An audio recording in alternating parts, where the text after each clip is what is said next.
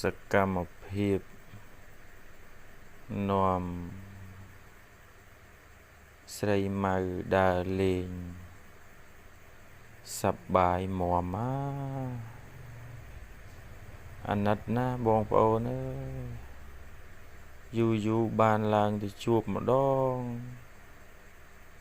ឥឡូវនេះយីពីលេងអើយ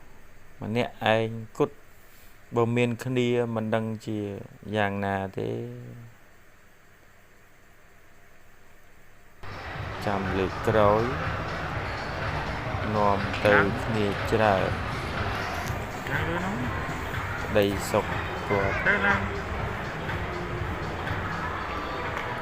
ធ្វើឲ្យយើងប្រឹងដេកមក10ក្រោកអើយនេះបងប្អូននេះឈរសន្លឹកម៉ូតូជិះម៉ូតូនេះទីទុកធ្វើអីយ៉ាមួកមកម៉ូតូទីលក់ចឹងមកលយមកពេញមួយហ៎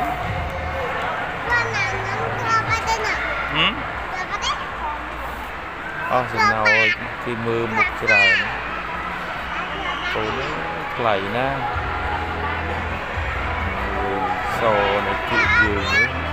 នេះ7,000ដល់មកទីកូន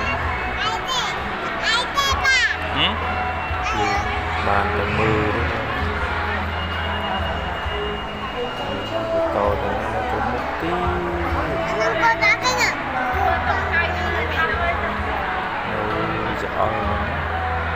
អានឹងខូចបាត់ហើយបើអត់ជីផងខូច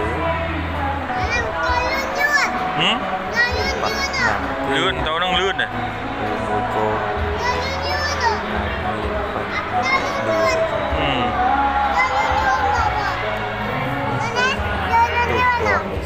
នេះការនេះធေါ်ទៅប៉ាគឺរបស់គេអត់ហើយកូន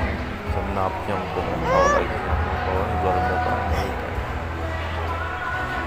ថតមក